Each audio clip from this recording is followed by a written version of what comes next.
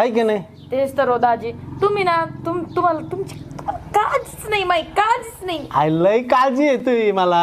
काय काळजी पण नाही? काय होतं कधी कधी असं मग मला आता हात आखाडता घ्यावा लागतो कधी कधी मला. का हो? नाही म्हणजे काय होतं मग मला असं अधून मधून होतं तसं मला. ही साडी कोणती? साडी घातली आज, आता बघायला पाहुणे तर म्हटल्यावर नवीन साडी घातली ताईनी. अरे मग माझ्या बायकोची हळदीची आमची. ताईनी घातली माझ्या बायकोची, म्हणजे माझी बहीण आहे ती आधी.